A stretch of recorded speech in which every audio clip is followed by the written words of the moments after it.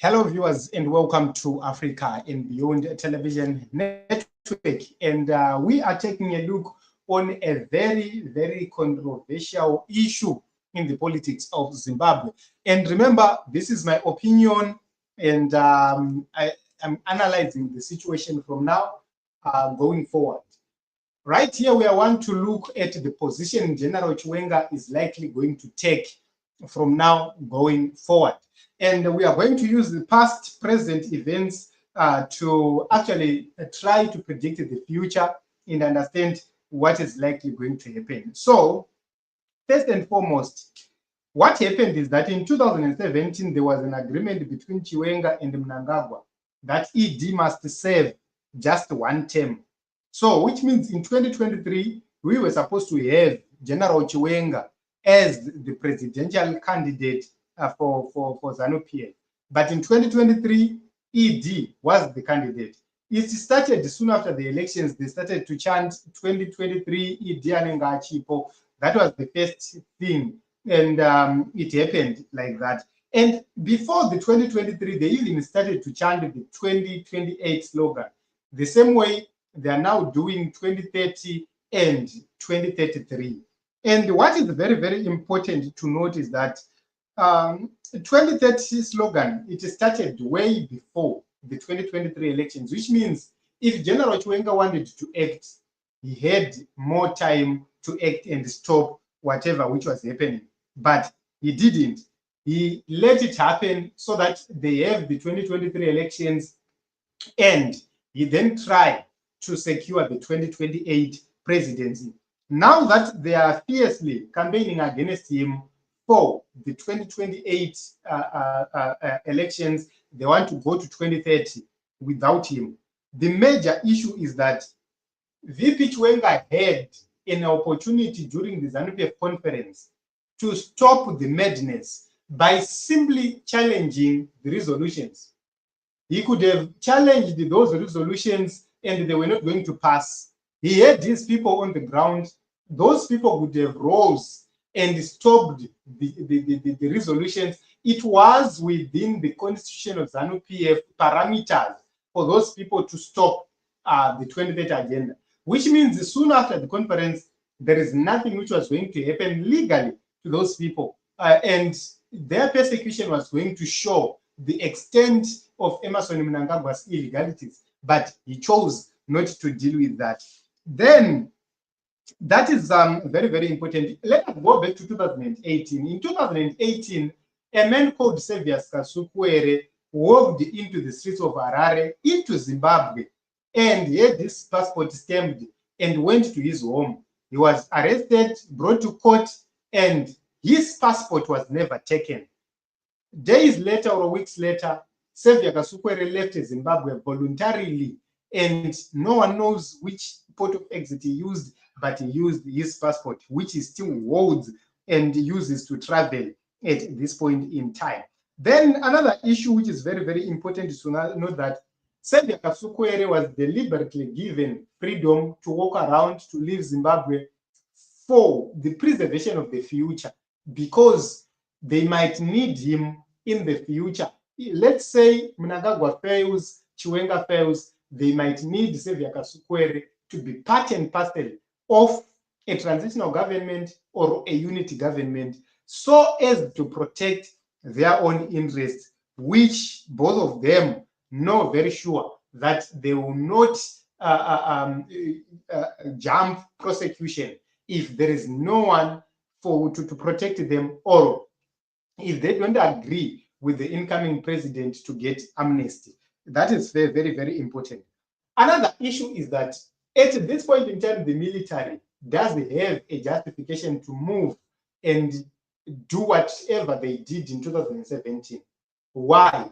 Chief Justice Luke Malaba is illegally in office. There is a High Court order which ended the tenure of Justice Malaba legally. After he reached 70 years, it was affirmed by the High Court order. Chief Justice Luke Malaba then came after you set for the hearing of the same. There are same people who prepared everything. and they made sure that Luke Malaba had to continue his tenure illegally. That matter was supposed to go to a referendum, but it didn't. That is the constitutional lapse, and they were testing the waters to see if they can do whatever they want, and they got away with it, which means if the military was serious, they could simply say this country is currently running illegally because the man who made ED take the oath of office is illegally there. That is the fact. No matter how they try to run away from it, it's a fact. Because one is not supposed to benefit from an extension which was specifically made for him. Then let us go to the 2023 elections. The military in Zimbabwe had an obligation, according to the constitution, to stop FARS, which was another affiliate grouping, from participating in the elections, from forcing the people of Zimbabwe to vote for a particular candidate. They had the mandate, they had the constitutional obligation, they had the capacity and the ability to stop FARS, but they couldn't. Why? It's because they wanted to enhance the chances of General Chiwenga for 2028, which means they wanted ED to win this election, then fight for 2028, which means they have two options. It's either they win 2028 or they lose 2028, but keep their own in power. And then another important issue is the game, yes, is about ED, is about Chiwenga, is about the military. It's not about the presidency per se. So whatever which we see happening right now, it's not about the presidency. It's about ED, it's about Chiwenga, it's about the military. These are people who have common interests which they need to safeguard, especially their freedom, and also some crimes associated. Number one, the issue of Kurahundi. Number two, the issues of corruption. Number three, the issues of mismanagement and looting. We have things which happened wrongly. They know for sure that one day they will be tried. The issues of the land reform itself, they failed to share land equally, which means one man, one farm policy, if it is to be enforced, they are going to lose farms, because it's not one man, one farm. It's about one family, one farm. And their families, they have multiple farms. That is the reason why they cannot even touch Bona. So if change is to happen and a new system is to come, they are going to be charged, they are going to lose farms because their families have multiple farms, and they will have to try to protect all that. And also they have businesses which they are operating right here in Zimbabwe.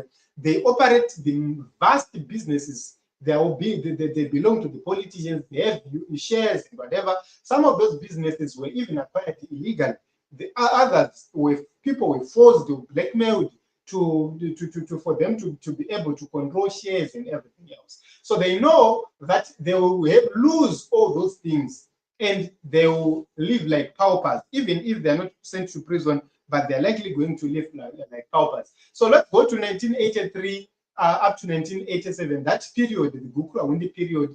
Let us go to the issues of corruption in between. Let's go to the issues of 2000, where they illegally took over land, and then instead of distributing that land, they then used that land for themselves, and they are now compensating white farmers at the expense of the people of the Republic of Zimbabwe. That is the criminal act. They know that it will catch up with them one day. So go to 2008, the criminality happened surrounding the 2008. It was a clear coup, and they know that if those issues are to be resurrected, they are in trouble. So their biggest problem is not the next president.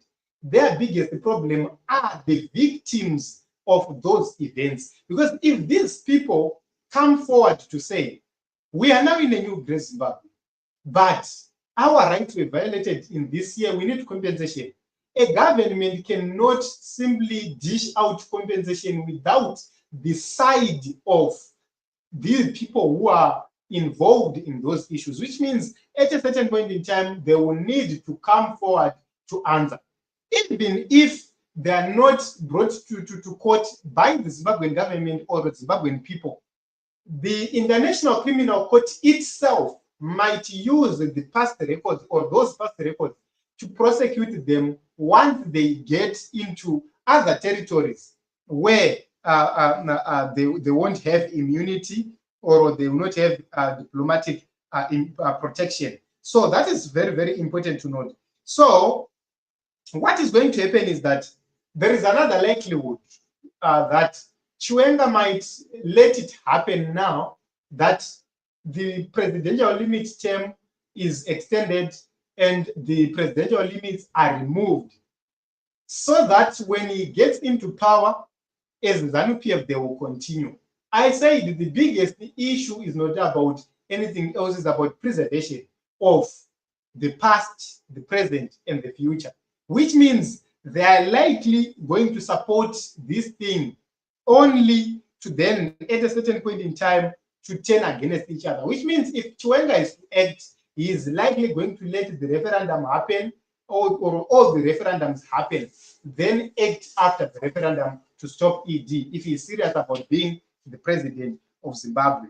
So that is something which is very, very important. And also, we need to note that the military top brass is evaporating at each and every point. Number one, they are dying. Number two, they are becoming old, which means they won't be able to continue being commanders or continue being in the military, which means one day they are going to be retired, one day they are going to be dead. So they want to preserve each other more. So this is a game which is being played right here. In my own view, these people, it's about preservation, it's not about change. So in my own conclusion, I believe that Chiwenga and Mnangagwa will likely support the dynasty towards its end, then preserve their own interests. It's a possibility. Or Chiwenga is likely going to support the change of terms or the constitutional amendments, but soon after stop Emerson. That is another possibility. So in my own view, they prefer Kasukwere more than Chamisa. That is a fact. So whatever they are going to do, they are likely going to be pushing more for ZANU PF preservation. Either it goes to the dynasty or it goes to Kasukwere or whatever. It will be a preservation of the dynasty. So what is going to happen is that there is a likelihood that because the situation, economic situation is not going to change, the social situation is not going to change, the political situation is going to be tense, there is likely going to be a revolution because not everyone is in agreement with what is happening. There are young people who believe that it's their time, but because of these preservation tactics, they will be sidelining those young people in terms of key positions. And that is likely going to spark a revolution because of the people who have felt that they are being excluded from the economy, from positions, from whatever. And then that revolution is what is going to force the military to step in. And if the military is forced to step in, they will try to preserve what is there. But because of the past experiences, people are woke. And once it's a revolution sparked and started by the people, then the military will not have a full control over it up until another person favored by the people gets into power. So this is my view. This is what I believe, or this is what I think will likely going to happen. So I'm not saying it's certain. This is the reason why we are giving it as a prediction of the events of what might happen in the future. So it helps us to introspect. It helps us to have conversations. Let me tell you this thing. ZANU PF people, in terms of narrative, they are very, very good in terms of creating narratives. You know, whatever they will be doing, they know how to work with people, how to deal with people. If you look at young guys like Wananyoka Mabunu, they will tell you our agenda is to have change. It's no longer about political parties or whatever, but at last they will tell you we want Chiwenga in 2028. They will tell you Chiwenga will be president. When is he going to be president? That is a very, very important question. And will he ever defeat Nelson in an election? No, you won't defeat Nelson in an election. which means they know for sure what they need to do. It's about another 2017 strategy. So if we take more information from whatever they are saying, tinogona kubatsirika isusu in terms of what we need to do, in terms of if we are to negotiate, how far do we need to negotiate? I am not saying if there's need for people to negotiate for a deal. Yes, you can negotiate a political deal, but how far do you need to negotiate? These things help us a lot to understand those things. So remember, we are not in any decision-making body. Our duty is to come, bring information to the people, analyze situations, talk, conscientize the people. Then the leaders will be dealing with their own responsibilities and issues. So this is the Team Zimbabwe. This is what I think and what I said. I don't know your thoughts and your views regarding this whole issue. I don't want to take much of your time. There are no comments, which means we are free to go. Let us meet in other episodes, in other broadcasts.